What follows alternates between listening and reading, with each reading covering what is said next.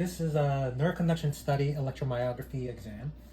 It addresses two main things. The nerve conduction study is a portion where we use electrical stimulation along the arm to see if there's any issues with the nerve in terms of the connection.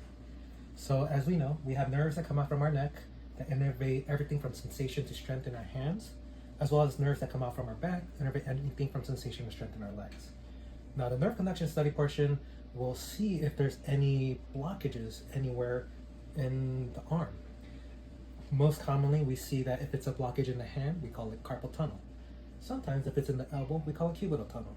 If it's somewhere in the neck, then we think it's more of either the muscles in the neck or something in the spine itself. Okay. So this test will tell us if there's anything wrong with the nerve.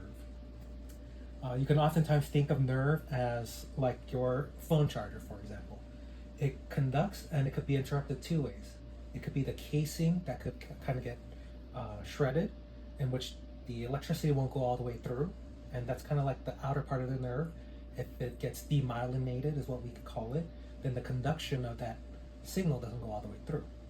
Similarly, if the wire gets kinked, the inner portions of the wire might not conduct all throughout. Same thing with the nerve. The axons of the nerve might not be propagating or sending that signal through.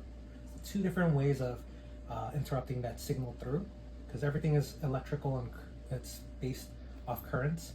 So this is how we're going to test to see if there's any compression anywhere. Okay. Second portion is the needle electromyography. Like I mentioned before, it's essentially using a needle to see if there's anything wrong with the muscles itself, to test for specific muscle conditions like muscular dystrophy or ALS or those unique neurological conditions.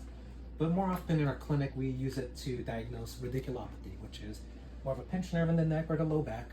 And we use the different muscles to categorize which level and which nerve is actually being pinched. Now, MRI is good at showing us a snapshot of what nerve is being pinched, but it doesn't really tell us more than that snapshot. The strength. Mm-hmm. This test, it tells us if there's a nerve pinching that's old, like a scar per se on the nerve, and if cool. and it's always going to be there if it has a previous injury. Or it also tells us if there's a nerve that's currently actively being pinched at this time, which requires a little more immediate attention, kind of like from a surgeon or an injection or something else. So it tells us that timeline of, is the nerve being injured right now, or is it something that occurred before?